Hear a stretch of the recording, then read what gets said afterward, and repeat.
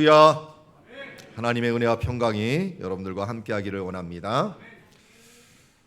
상황이 어려워질 때, 특별히 예수를 믿는 상황이 어려워질 때, 예전보다 지금이 예수 믿는 상황이 어려워졌습니까? 편해졌습니까? 생각하기 나름인 것 같아요. 사탄이 쓰는 정책 중에 하나가 박해라는 게 있고 유혹이라는 게 있습니다. 그래서 요한계시록에서도 박해를 쓰는 것이 이제 바다의 짐승이라고 표현을 하고 있고, 유혹이라고 하는 걸 쓰는 것이 이제 거짓 선지자라고 하는 표현으로 쓰고 있습니다. 이 양면 정책으로 우리를 쓰고 있기 때문에 참으로 어려운 상황, 예수를 믿기 어려운 상황으로 자꾸만 가고 있는 부분들이 우리 가운데 나름대로 있는데, 이럴 때 우리가 알아야 될 세 가지를 오늘 우리 사도행전 12장을 통하여 알려주고 있습니다. 사도 바울이 1차 전도여행을 거의 마치고 나서 신방을 했어요. 전도한 사람들을 신방을 하면서 그들에게 주셨던 말씀이 이 말씀입니다. 우리 같이 한번 읽어볼까요? 제자들의 마음을 굳게 하여 이 믿음에 머물러 있으라 권하고, 또 우리가 하나님 나라에 들어가려면 많은 환난을 겪어야 할 것이라 하고. 우리 천국에 들어가는 사람들, 하나님 나라에 들어가는 사람들은요, 이걸 각오를 해야 됩니다. 하나님 나라에 들어가면은 많은 환난을 겪어야 한다. 해산의 고통 뒤에 생명이 태어나듯이 우리가 하나님 나라에 들어가려면 많은 환난을 각오를 해야 됩니다. 그래서 우리가 알아야 될 첫 번째 그 명제는 그리스도인에게 박해는 있다라는 것입니다. 여러분, 아무것도 안 일어나면 그게 이상한 겁니다. 우리가 발전하기 위해서, 성장하기 위해서는 반드시 어떤 어려움을 이겨나가야 되는 부분입니다. 세상에서도 시험이라는 것을 통하여서 한 단계를 올리는 것처럼 우리에게도 믿음의 성장은 그냥 일어나는 것이 아니라 박해를 통하여 일어나게 됩니다. 그 장본인이 좀 힘이 센 사람이면 좀 힘들죠. 오늘 1절 보니까 박해가 과거에는 제사장들을 통해, 대제사장들은 때리는 정도밖에 안 됐어요. 그런데 헤롯 왕은 죽일 수 있는 권한까지도 있는 사람이었습니다. 더 강력한 힘을 가진 사람이, 어느 정도로 힘을 가졌냐면, 맨 처음에 헤롯이 성경에는 3명이 나옵니다. 할아버지, 아버지, 아들이에요. 이 3대에 걸쳐 갖고 헤롯이 나오는데, 우리 마태복음 2장 1절에 나오는 헤롯 왕 때 예수님께서 유대 베들레헴에 나시매라고 할 때 헤롯을 우리는 일명 그냥 제일 먼저 헤롯이라 해서 대헤롯이라고 부릅니다. 그리고 나서 세례 요한을 죽이고 예수님이 재판받을 때 이 헤롯이 등장을 하는데, 마태복음 14장 3절에 보면은 전에 헤롯이 그 동생 빌립이 아내 헤로디아의 일로 요한을 잡아 결박하여 옥에 가두었다, 그를 죽인 일이 있죠. 그 사람이 헤롯 안디바스라고 하는 사람입니다. 안디바스라는 사람인데 이게 두 번째 헤롯이에요. 근데 오늘 등장하는 헤롯이라고 하는 이 12장 1절에 나오는 사람은 헤롯 아그리빠라고 이름을 붙이는 사람으로, 바로 이 베드로를 잡으려고 했고, 또 야고보를 이미 죽였던 사람이에요. 사도 중에 한 명을 죽이고 그 다음에 또 베드로를 죽이려고 한 사람이 헤롯 아그리빠라는 사람이에요. 우리가 조금 있으면 사도행전 뒷부분에는 이 헤롯이 빠지고 아그리빠 왕이요 라고 나오는데 이 아들이에요. 이 아들. 그러니까 헤롯 가문이 성경에 4대에 걸쳐서 나옵니다. 4대에 걸쳐 나와요. 그 중에 우리가 혼동하지 않기 위해서 이 헤롯 아그리빠라는 사람을 한번 보도록 하겠습니다. 이 사람이 헤롯 왕이 손을 들어 이 교회 중에 몇 사람을 헤아려 했다라고 했는데, 잘 보니까 이미 요한의 형제 야고보를 칼로 죽였습니다. 요한과 야고보는 사실 예수님 앞에 하나님의 영광의 좌우편에 앉게 해주십시오라고 하면서 예수님께 부탁을 했는데, 예수님이 뭐라고 했습니까? 내가 마시는 잔을 마실 수 있느냐? 이건 뭡니까? 순교의 잔, 십자가 아닙니까? 그랬더니 야고보가 형이니까 얘기했겠죠. 잔을 마시겠습니다 라고 했더니 그 잔이 뭐였어요? 순교의 잔이었어요. 그래서 사도들 중에서 제일 먼저 순교한 사람이 바로 야고보가 됩니다. 야고보가 칼로 죽임을 당했고, 또 이 일로 인해서 3절에 보니까 유대인들이 이 일을 기뻐하는 걸 보는 거예요. 사실 이 헤롯 아그리빠라는 사람은요, 왕이 되었지만 왕이 되자마자 제일 급했던 것이 뭐냐면 민심이에요. 민심을 얻는 것이었어요. 사실 이 헤롯 아그리빠는 민심을 얻기 위해서 오른쪽에 그림이 있는데요. 유대인들이 그려놓은 제가 그림을 했는데 유대인들 탈무드 이런 데서 이 사람을 굉장히 쳐줘요. 왜냐하면 이 사람이 율법을 지키는데 정말 앞장서서 했어요. 심지어 이 사람은 헤롯은 사실은 이둠의 족속이라고 했고 에돔 족속의 후예예요.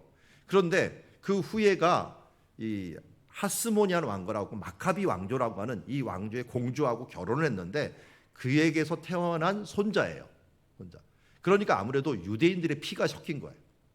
다른 헤롯 가문은 유대인들의 피가 안 섞였는데 이 사람은 유대인들의 외가를 가지고 있는 피가 섞인 사람이기 때문에 유대인들이 기대를 하고 있습니다. 아니나 다를까 그가 왕이 되자마자 환심을 사기 위해서 엄청난 일을 했어요. 특별히 이 사람이 또 사교계에 굉장히 능한 사람이어갖고 그 전에 로마로 유학 가 있을 때, 로마로 어떻게 유학할 때 거기서 이 사교를 하다가 돈이 없어갖고 깜빡에 많이 들어갔어요.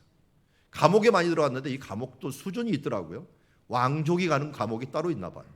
자기는 왕족이니까 왕족이 가는 건 감옥에 갔는데 그 감옥에서 누구를 만났느냐? 다 만난 사람이 황제 친척들, 황제 자제들 이런 사람들이 와 있는 거예요. 특별히 오늘 등장하는 이 헤롯 왕이 될 수 있는데 가장 큰 역할을 했던 글라우디오 왕이라고 하는 왕이 나옵니다. 11장 우리 읽지는 않았지만 11장 끝에 글라우디오 때 큰 기근이 있을 것이다 라고 했는데 글라우디오라는 황제가 처음부터 황제가 아니었고요. 황제 싸움을 하다 보니까 사람들을 그냥 자기네끼리 다 죽여버렸어요. 그래갖고 누구만 남았느냐? 쩔뚝발이 한 명만 글라우디오라는 사람이 나왔는데 이 사람은 황제는 안 될 거야 하면서 그래도 불안하니까 감옥에다 쳐넣었어요. 그런데 거기에서 이 아그리빠 헤롯이라는 이 사람하고 만난 거예요. 요새 말하면 무슨 동기? 깜빵 동기예요. 깜빵 동기. 깜빵 동기니까 뭐 할 말 못할 말 다 하고서 아주 친하게 지냈겠죠. 그런데 나중에 이래저래 막 싸움이 이 왕권 싸움, 황제 싸움이 일어나면서 서로 간에 다 죽여갖고 남은 아들이 없는 거야. 황제 씨앗이 없었어요. 그 씨가 없다 보니까 이 쩔룩발이 이 글라우디오 한 명 있는데 그래도 이 사람을 황제로 세워야 되냐 말아야 되느냐 했는데 군대에서는 그래도 가이사의 후예인 이 사람을 세워야 된다. 원로는 안 된다. 결격 사유가 너무 많다. 그런데 그 사이에 이 헤롯이 원로원하고 친한 사람이 있었어요. 그래서 그 사람들이 왔다 갔다 하면서 중재를 해준 겁니다. 그러는 바람에 글라우디오가 깜빵 동기였던 이 글라우디오가 황제가 되어버린 거예요. 횡재를 잡았죠. 정말. 황제를 잘 잡아가고 횡재가 만났어요. 그러는 바람에 어떻게 했어요? 헤롯이 너 돌아가갖고 내 지역이 지금 3개로 나눠져 있는데 그 3지역 네가 다 가져라. 그래서 그 할아버지 이후로는 왕국이 3왕국으로 나눠져 있었는데 그 3왕국을 다 이 헤롯 왕한테 준 거예요. 헤롯은 이제 뭐만 하면 되는 민심만 챙기면 되는 거예요. 그런데 민심이 또 내가 피가 그래도 이 유대인의 피가 있으니까 이 사람들한테 잘 보이려고 해갖고 그들이 원하는 게 뭐냐 그랬더니 이 기독교인을 쳐라. 이 나사렛 사람들을 쳐라. 해갖고 야고보를 진짜 죽여보니까 사람들이 너무 좋아하거든요. 이게 그 말이에요. 이 일을 기뻐하는 것을 보고 그러면 수장이 누구냐? 베드로를 잡아라. 베드로를 잡으려 할 때 결국은 잡히게 되죠. 이 기간이 언니면 무교절 기간이라고 하는 것을 우리가 혼동될까 봐 6월절 기간이라고 생각하면 됩니다. 6월절 전후에서 무교병을 먹기도 하고요. 원래 6월절부터 먹기도 하지만 주로 다 이 기간을 다 6월절 기간이라고 얘기합니다. 이때가 뭐였어? 예전에 예수님께서 떡을 뗄 때 성찬할 때가 무교병을 떼는 것이었어요. 그러니까 예수님이 죽으셨던 그 기간에 이제 베드로도 죽게 생긴 거예요. 이 분위기를 봐서는 도저히 베드로가 빠져나올 수가 없었습니다. 왜냐하면 이 베드로가 빠져나올 수 없도록 가두어서 군인 내식을 내패에 맡겼어요. 446, 16명이 결국은 감시를 하는 거예요. 그래서 백성들 앞에서 끌어내갖고 공개 재판을 해갖고 민심을 얻고 이것을 통해서 자기의 그 인기를 자기의 통치를 좀 편하게 하기 위해서 지금 우리 그리스도인들을 박해하는 것을 보게 됩니다. 여러분 이러한 박해들은 우리 가운데서 특별히 공적인 박해, 나라를 통해서 오는 박해들은 참 힘듭니다. 지금 우리 가운데 일어나는 일들이 차별금지법이라든지 반성경적인 교육 조례안이라든지 이런 부분들이 우리 가운데 부딪히는 문제가 되고요. 사회적으로도 언론에서 기독교를 얼마나 조롱하는지 몰라요. 사실은 선한 일이 훨씬 더 많은데도 불구하고 옛날에 보면 칭찬합시다라는 프로그램이 아주 오래전에 있었는데 그 사람들 타고 내가 칭찬하는 타고 들어가면 다 기독교인밖에 없어요. NGO 대부분 가면 그리스도인들. 왜? 예수 그리스도에게 은혜를 거저받았기 때문에 거저주는 사람들은 다 그리스도인들이 대부분이에요. 그런데 여기에 잘못된 신앙을 가진 사람들이 발목을 잡아요. 이 거짓 선지자들, 거짓 목사들이 발목을 잡으면서 우리 교회를 어지럽힐 때가 너무나도 많이 있습니다.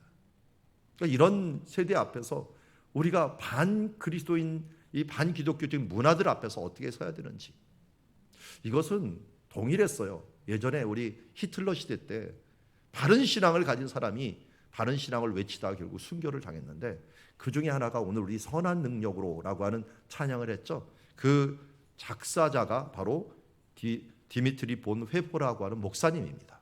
목사님. 이 목사님 이야기를 잠시 한번 들려드리도록 하겠습니다.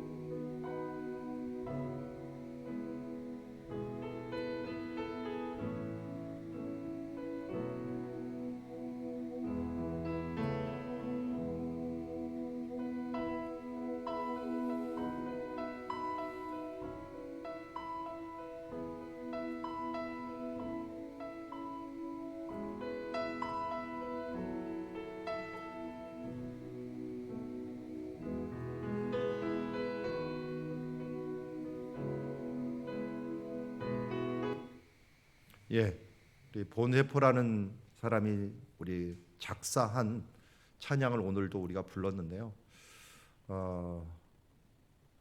600만을 학살한 이 히틀러 앞에 미국으로 신학 공부를 왔다가 전쟁하면서 전쟁의 그 비참함을 돌아오면서 다시 돌아가서 어떻게 보면 지금 그들의 죄몫이 히틀러 암살이라고 하는 부분으로 했는데요. 물론 우리가 기독교 신앙에서 이 부분들을 어떻게 볼 것인가는 좀 다른 면들이 있지만 그의 마지막 편지를 보면은 하나님 앞에 얼마나 신실했는가 하는 부분들을 보게 됩니다. 약혼자에게 마지막 일주일 전에, 사형 일주일 전에 보낸 편지를 통해서 하나님이 함께 하심과 또 그의 죽음 앞에서 담담함, 예수 그리스도를 바라보는 사람, 어떤 박해에서도 굴하지 않는 모습으로 나아가는 그 신앙, 그것이 바로 우리가 가져야 될 신앙이 아닐까 하는 생각을 가지게 됩니다. 베드로는 어땠을까요? 베드로도 아마 이제 다음 날 재판을 받게 되면 이미 사형된다는 것을 미리 알고 있었을 것입니다. 그때 베드로는 옥에 갇혔을 때 교회는 무엇을 했는가 하는 부분들을 오늘에 얘기하고 있습니다. 참 교회가 어떨 때는 무력해 보여요. 아무것도 할 일이 없는 것 같아요. 그렇지만 우리들의 가장 큰 무기가 기도라는 걸 잊지 말아야 됩니다. 예수님께서도 예수님이 떠난 뒤에, 승천한 뒤에 제자들이 해야 될 것이 바로 너희는 예루살렘을 떠나지 말고 함께 아버지께서 약속한 것을 기다리다. 한마디로 기다리면 기도하는 것이었어요. 여기도 사람들이 잡혔을 때 간절히 하나님께 기도하는 모습을 보게 됩니다. 저는 성경을 잘 보다가 11장 맨 마지막에 바울과 바나바가 예루살렘으로 향하는 모습을 봅니다. 구제헌금을 가지고 갔어요. 요 말씀이 끝날 때 우리 성경 잘 보면 25절에 보면은 바나바와 사울이 부조하는 일을 마치고 또 예루살렘에서 돌아갔어요. 그럼 중간에 이 사건이 일어난 거예요. 그럼 이 기도하는 무리들 중에 바울과 바나바도 있었을까? 이 체험, 이 신앙을 함께 체험하면서 아마 이 기도의 능력을 더 맛보지 않았을까? 여러분, 우리가 함께 기도하고 함께 한 목표를 향하여 기도할 때 하나님의 능력들을 경험하는 것들, 이것이 계속 반복되면 우리의 자녀들도 자연스럽게 기도의 능력을 알게 됩니다. 내가 먼저 기도의 능력을 체험해야지 다음 세대에도 이 기도의 능력을 전해줄 수가 있는 것이죠. 예수님께서도 말씀합니다. 귀신 들린 자를 못 고쳐갖고 쩔쩔매던 그것을 예수님이 단번에 고치시니까 우리는 왜 못했습니까? 라고 했더니 기도 외에 다른 것으로는 이런 종류의 능력이 나갈 수 없다라고 얘기합니다.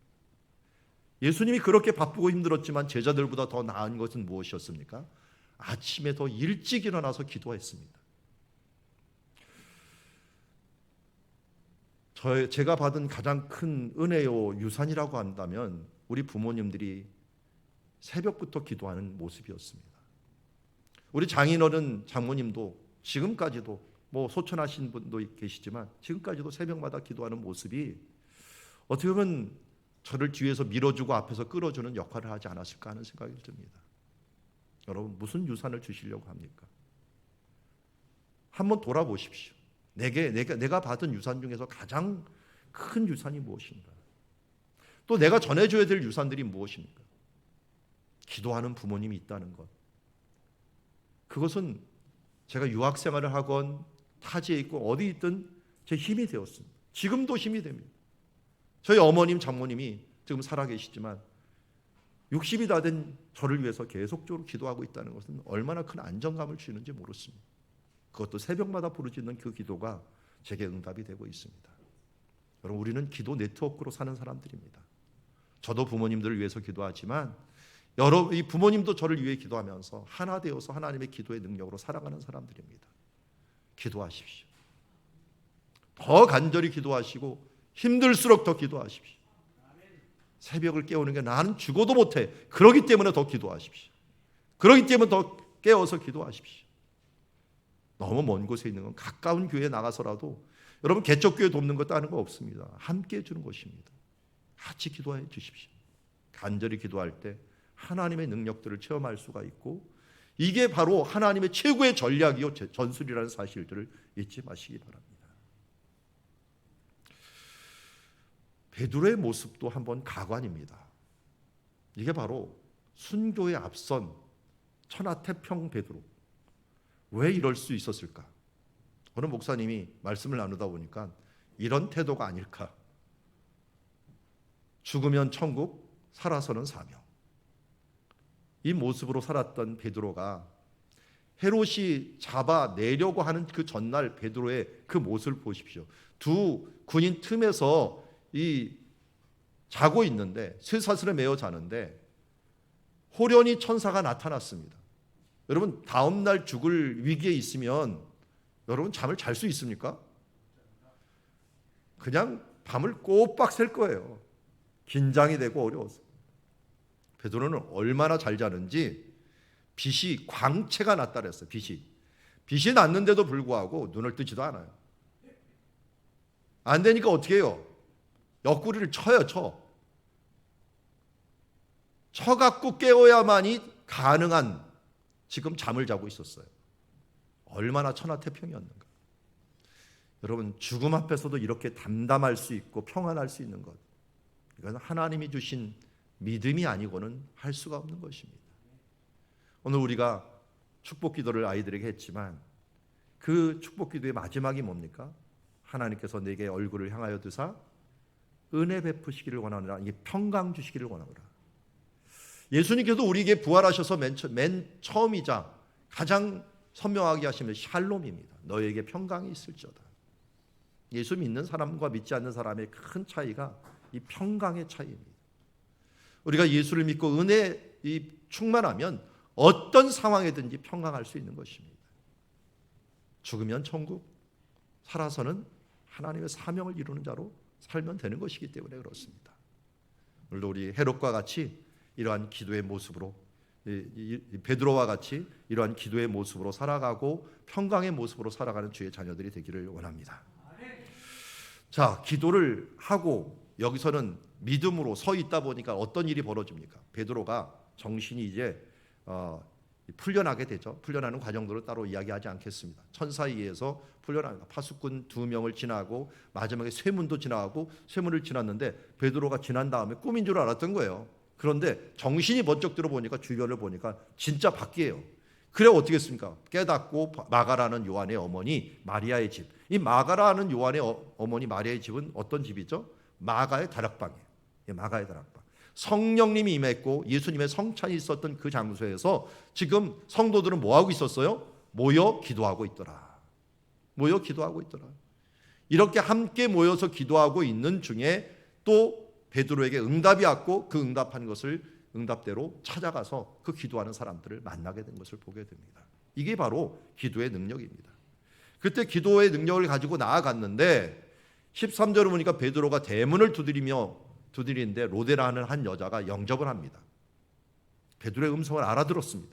그리고 깜짝 놀라갖고 기뻐하여 문을 미처 열지도 못하고 달려들어갑니다.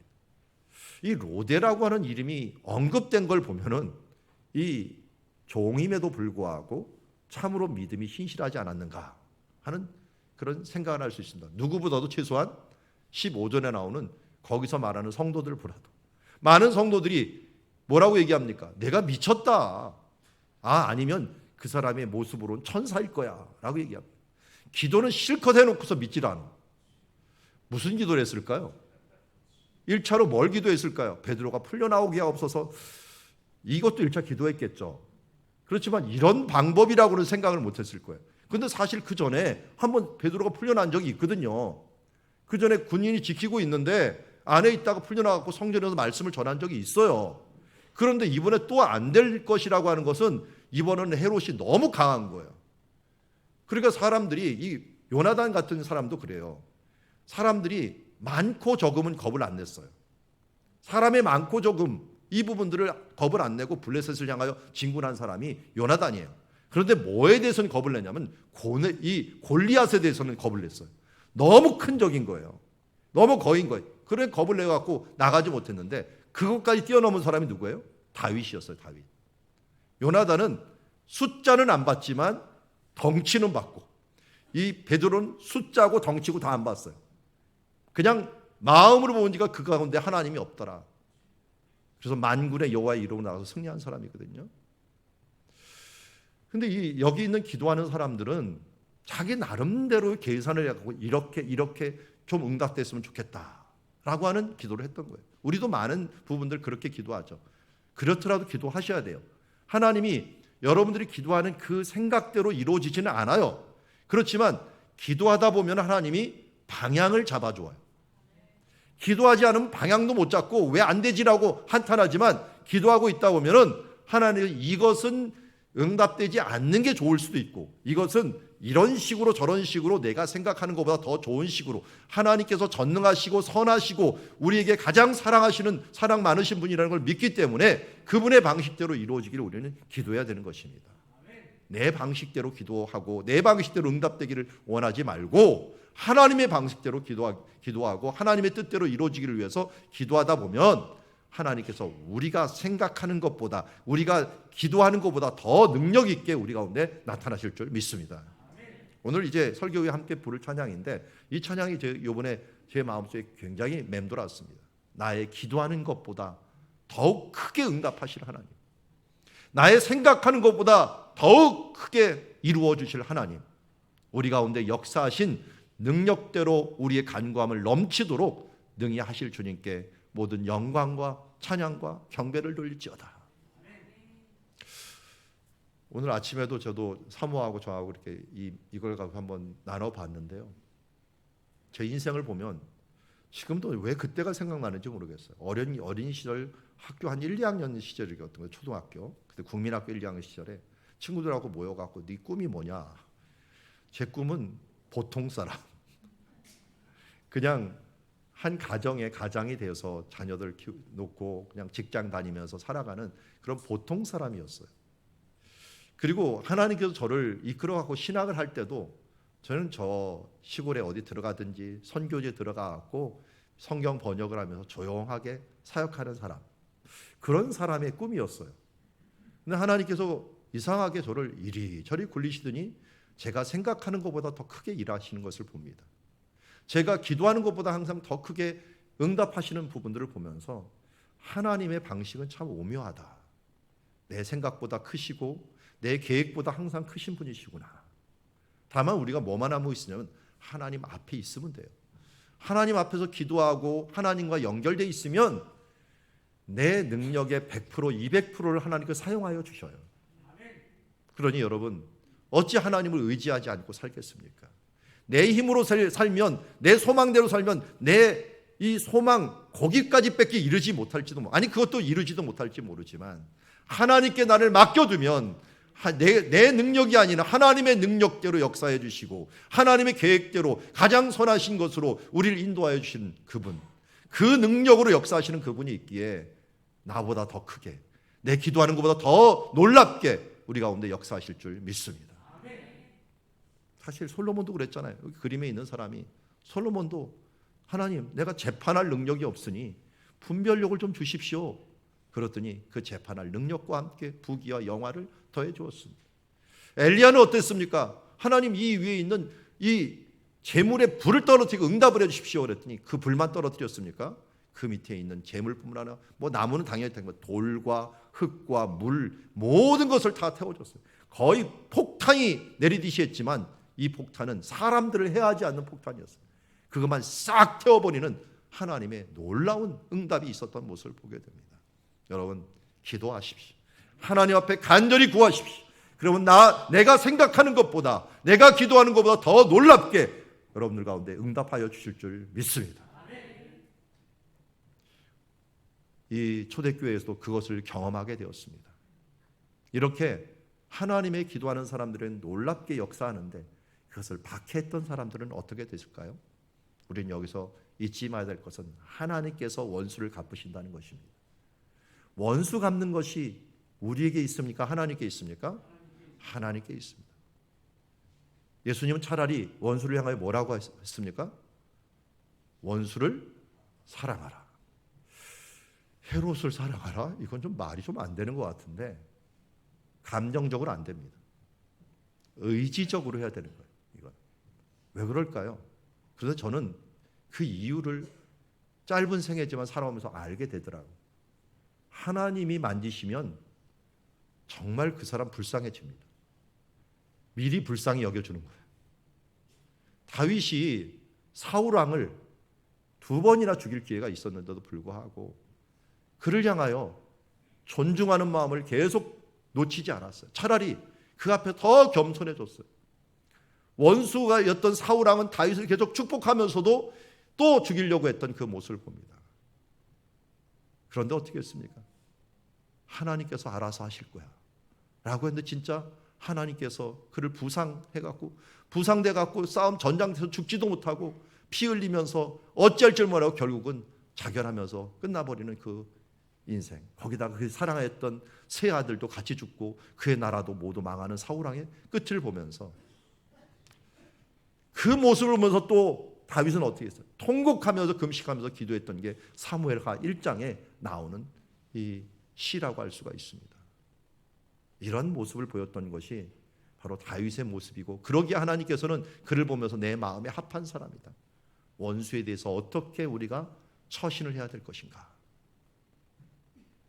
사랑하고 하나님께 맡겨줘야 됩니다. 오늘 하나님께 맡겼더니 어떤 일이 벌어지는가를 한번 봅시다. 나리샘의 군인들은 베드로가 어떻게 되었는지 알지 못하고 적지 않게 소동이 일어납니다. 왜냐하면 문은 다 닫혀 있고 쇠사슬은 풀어지고 사람은 없어졌으니 대단하죠.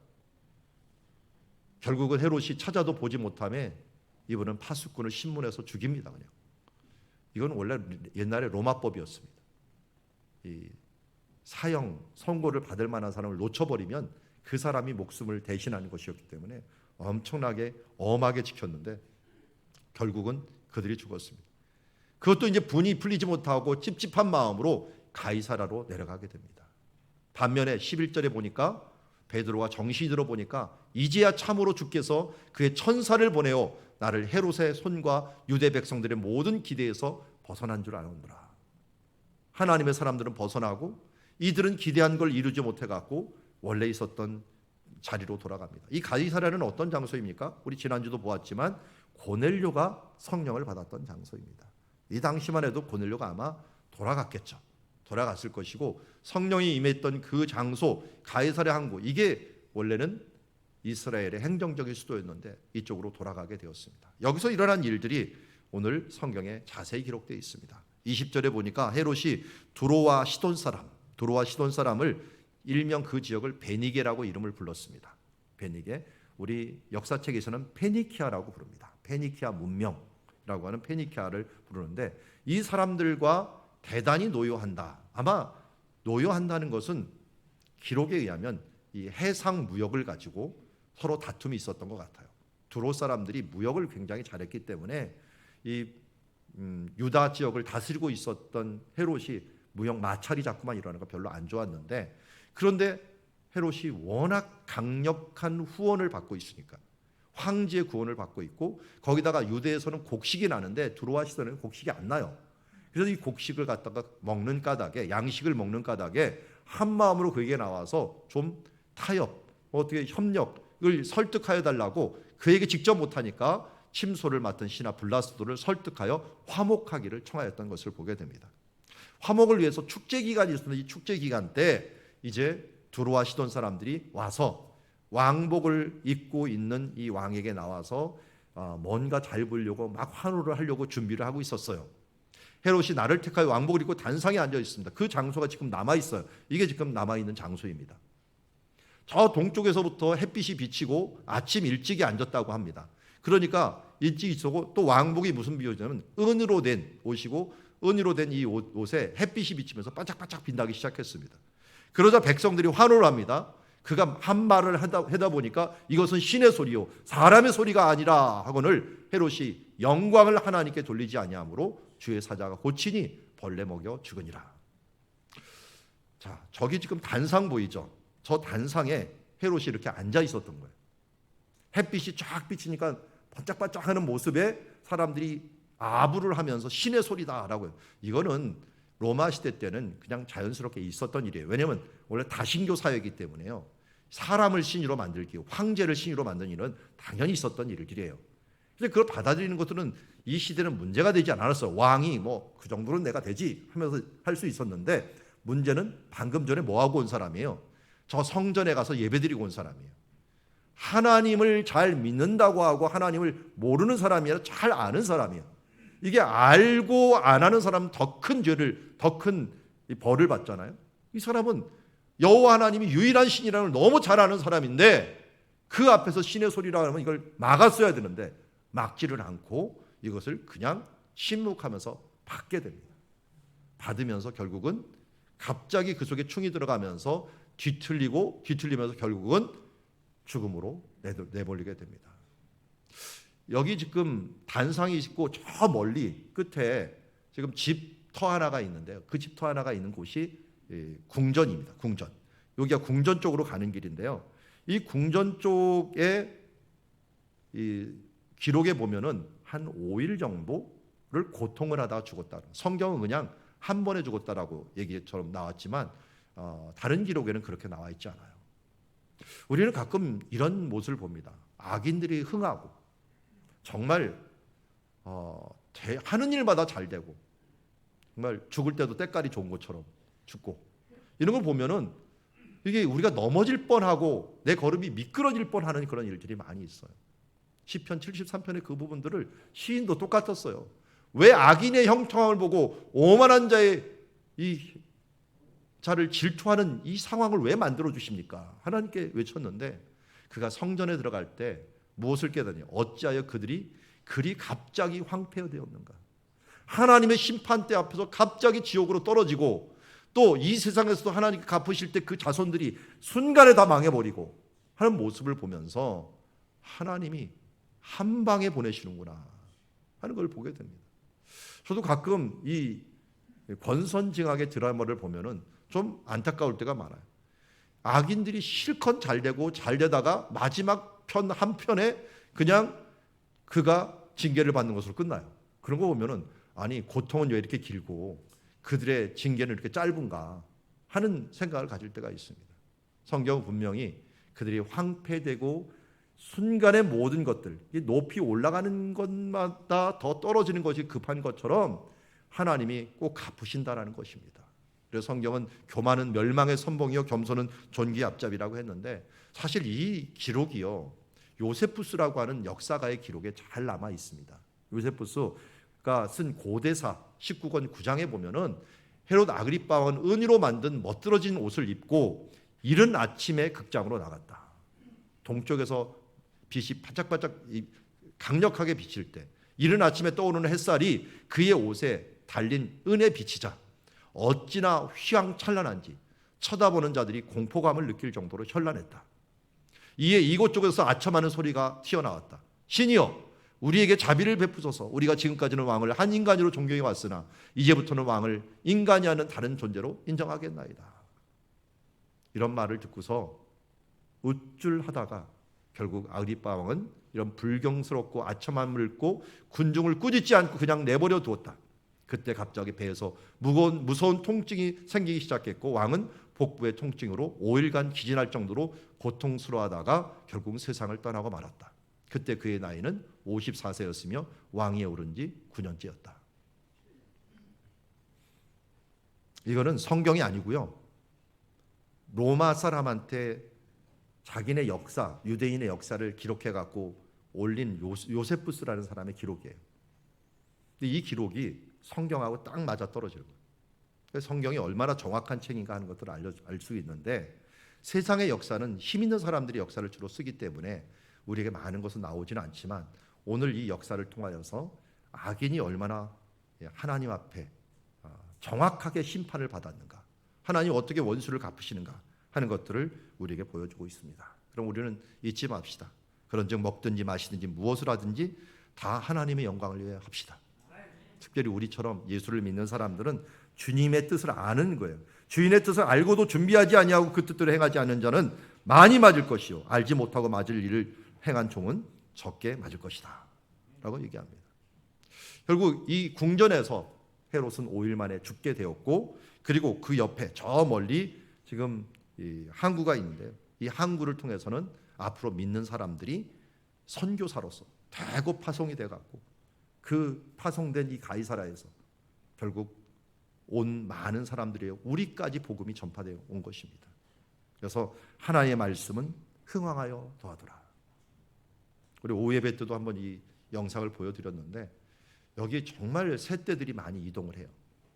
수만 마리가 우리 이스라엘 여기 가이사라는 특별히 이동하는 장소로 많이 보이는데 이 장소가 새떼만 이동한 게 아니라 복음의 일꾼들이 여기서 퍼져가고 아시아, 아프리카, 유럽으로 퍼져간 하나님의 역사를 봅니다. 하나님의 말씀의 부흥은 이 고난을 통해서 일어납니다. 고난을 통해서. 그래서 여러분들 시험이 있을 때 잘 이기시기 바랍니다. 그때 반드시 무슨 축복을 주시려고 이 말을 꼭 해주십시오. 그러다 보면은 하나님께서 놀랍게 마지막에는 하나님의 말씀은 흥왕하여 더하더라 하는 역사가 있어질 줄 믿습니다. 오늘 말씀이 12장 25절인데요. 마지막 말씀이 바울과 바나바가 부조하는 일을 마치고 마가라 하는 요한을 데리고 예루살렘에 돌아가니라. 뜬금없이 이 말이 나와요.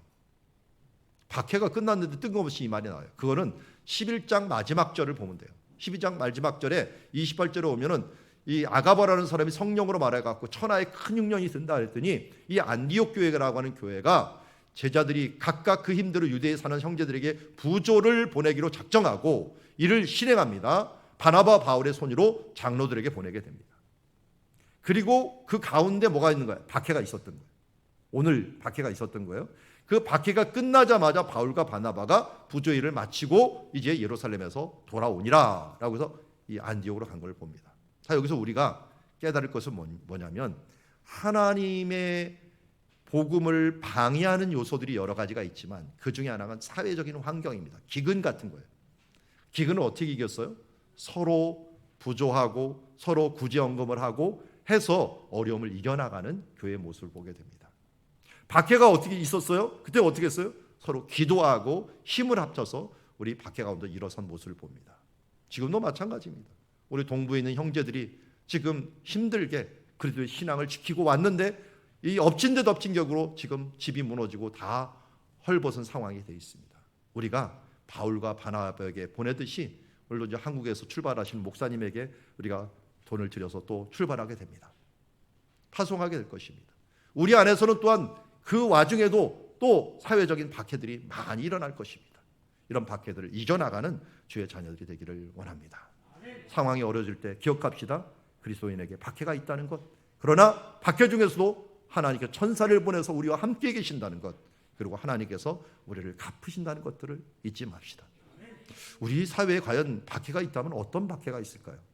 저는 이 영상을 보면서 여러분들에게 이러한 박해들도 사실은 우리 그리스도인들이 있는 큰 박해다라고 하는 생각을 가지고 한번 우리 사회를 직면했으면 좋겠습니다.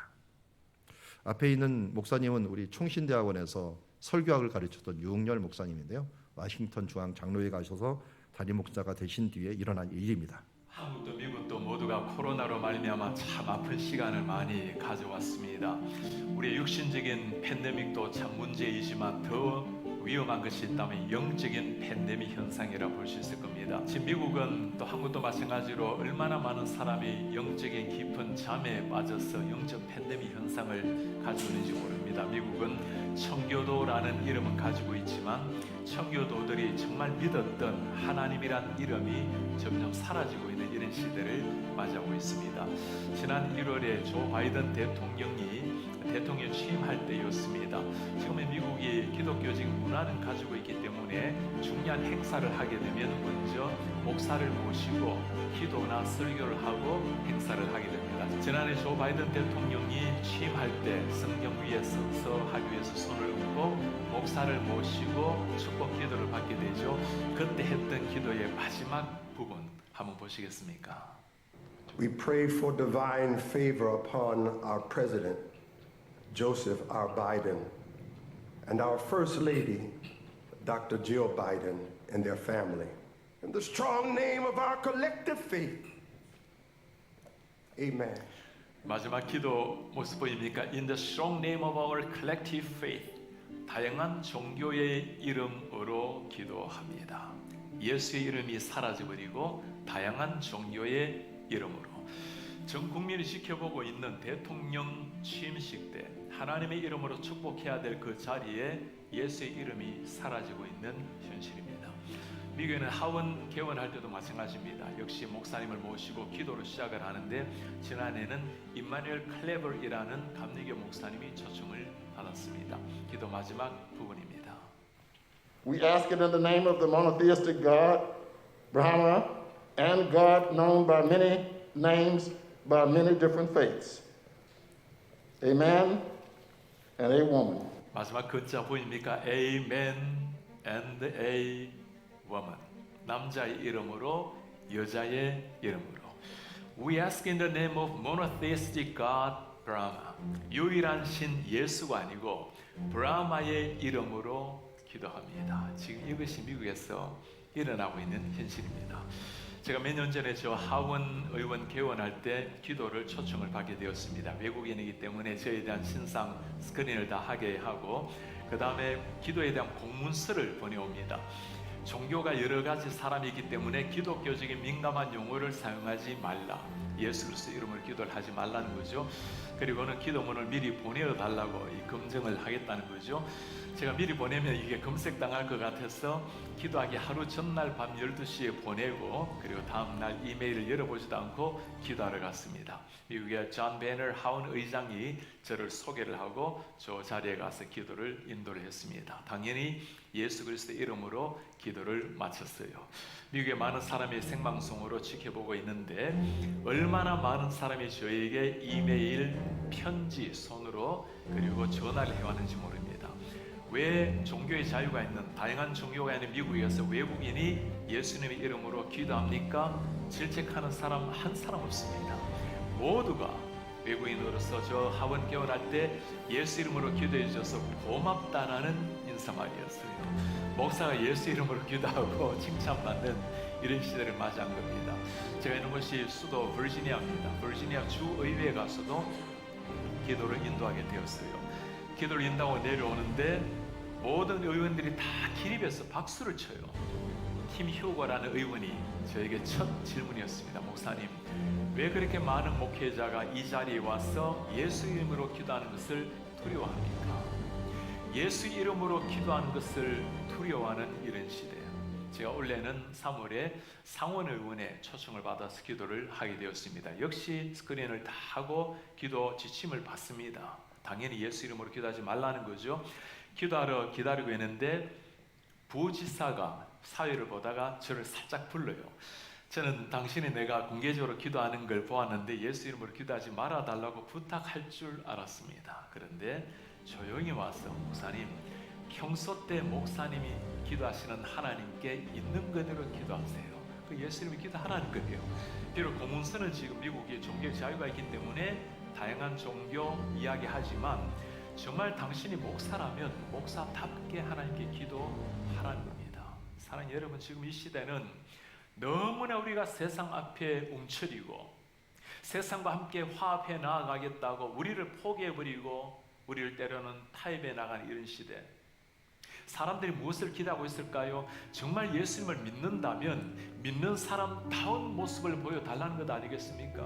우리는 자녀들에게 가능하면 세상과 타협하고 세상과 화합해서 나아가라고, 균형 있게 살라고, 이런 그게 아니죠. 정말 예수 그리스도를 믿게 되면 혁명이 일어나는 겁니다.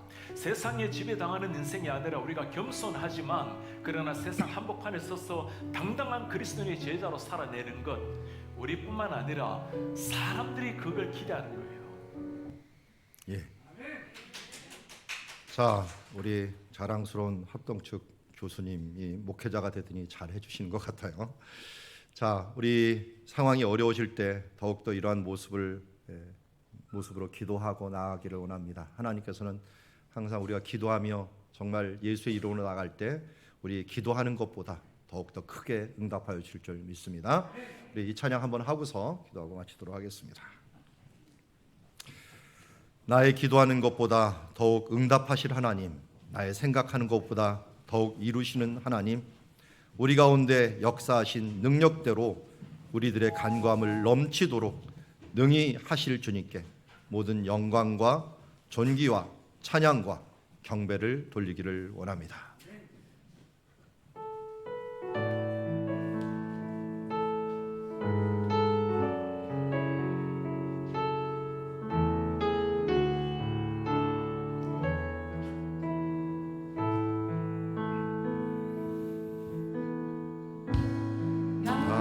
기도하는 것보다 더욱 응답하실 하나님, 나의 생각하는 것보다 더욱 이루시는 하나님, 우리 가운데 역사하신 능력대로 우리들의 간구함이 넘치도록 능히 하실 주님께 모든 영광과 존귀 찬양과 경배를 돌릴지어다.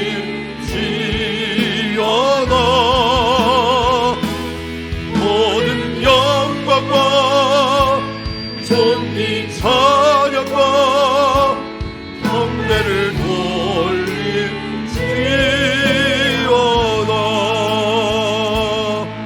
기도합니다. 하나님 아버지, 우리가 기도하는 것보다 더욱더 크게 응답하실 주님을 찬양합니다. 내가 계획하고 생각하는 것보다 더욱 크게 이루실 하나님을 기대합니다. 우리 가운데 역사하시는 그 능력의 하나님, 간구하심에 넘치도록 능히 하실 주님께 우리의 감사와 찬양과 경배와 존귀를 올려드립니다. 주님, 예수 그리스도를 믿는 사람들이 왜 이렇게 되었습니까? 주님, 두려워 떠는 자가 아니라 이제 예수 그리스도의 이름으로 당당히 나가는 그리스도인들 될 수 있도록 축복하여 주시옵소서. 이제는 우리 주 예수 그리스도의 은혜와 하나님 아버지의 극진하신 사랑과 성령의 교통하심이 오늘도 나사렛 예수 이름으로 나아가는 주님의 자녀들 박해를 각오하고 이제 기도로 하나님의 도움을 힘입고 또한 하나님이 갚으시고 하나님의 이루심을 체험하며 나아가고자 하는 주님의 자녀들 위해 이제로부터 영원토록 함께 계실지어다. 아멘.